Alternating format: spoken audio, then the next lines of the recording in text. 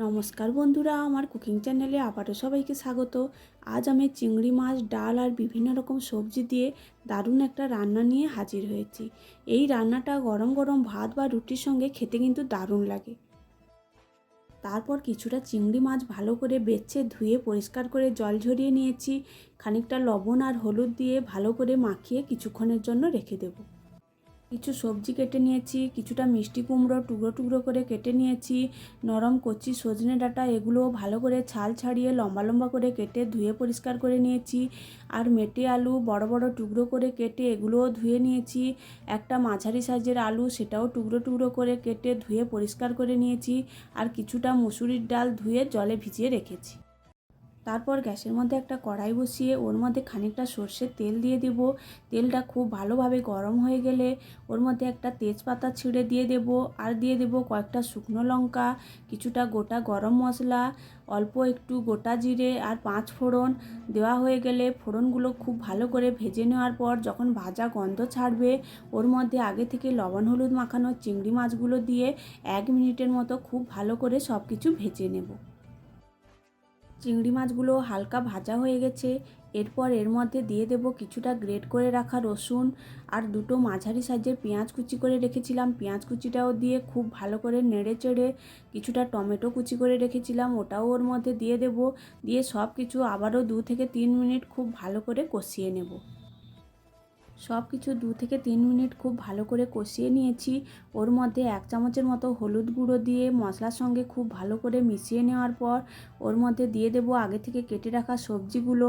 প্রথমে দিয়ে দেব কুমড়ো, তারপরে টুকরো করে রাখা আলু, মেটে আলু, সব কিছু মশলার সঙ্গে খুব ভালোভাবে মিশিয়ে নেওয়ার পর আগে থেকে যে ডালটা ধুয়ে ভিজিয়ে রেখেছিলাম ওই ডালটাও ওর মধ্যে দিয়ে দেব।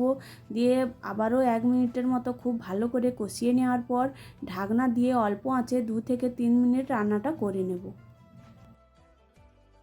2 থেকে 3 মিনিট পর ঢাকনা খুলে সব কিছু আবার খুব ভালো করে মিশিয়ে নেব, যাতে নিচে না সবজিগুলো লেগে যায়। ভালো করে মিশিয়ে নেওয়ার পর ওর মধ্যে স্বাদ মতো লবণ দিয়ে দেব।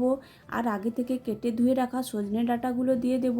দিয়ে সব কিছু আবার খুব ভালো করে মিশিয়ে নেওয়ার পর ঢাকনা দিয়ে আবারও কিছুক্ষণ রান্নাটা করে নেব। কিছুক্ষণ পর ঢাকনা খুলে নেড়ে চেড়ে আবারও ঢাকনা দিয়ে 2 থেকে 3 মিনিট রান্নাটা করে নেব। প্রায় সবজিগুলো কষানো হয়ে গেলে ওর মধ্যে কিছুটা উষ্ণ গরম জল দিয়ে দেব। জল বেশি দেব না, জল বেশি দিলে একদম পাতলা হয়ে যাবে, এই রান্নাটা একদম গা মাখা হবে। তাই জল অল্প করেই দেব। জল দিয়ে আবারও অল্প আঁচে 5 থেকে 6 মিনিট রান্নাটা হতে দেব, যতক্ষণ না পর্যন্ত ডাল আর সবজিগুলো খুব ভালোভাবে সেদ্ধ হয়ে যায়।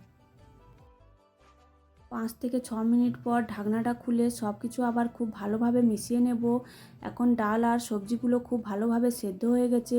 খুন্তি দিয়ে সমস্ত সবজি অল্প অল্প ভেঙে দেব, যাতে মাখো মাখো ব্যাপারটা চলে আসে। সব কিছু খুব ভালোভাবে মিশিয়ে নেব। সবজিগুলো অল্প ভেঙে ভেঙে দিয়েছি এবং রান্নাটা একদম মাখো মাখো হয়ে গেছে। নামানোর আগে অল্প একটু চিনি আর কিছুটা ভাজা মশলা ছড়িয়ে সব কিছু খুব ভালোভাবে মিশিয়ে 1 মিনিটের মতো ঢাকনাটা দিয়ে দেব। ঢাকনা খুলে অল্প একটু নেড়ে নামিয়ে নেব। নামিয়েই গরম গরম ভাতের সঙ্গে পরিবেশন করুন চিংড়ি মাছ, ডাল আর বিভিন্ন রকম সবজি দিয়ে দারুণ স্বাদের এই ঘন্টটা।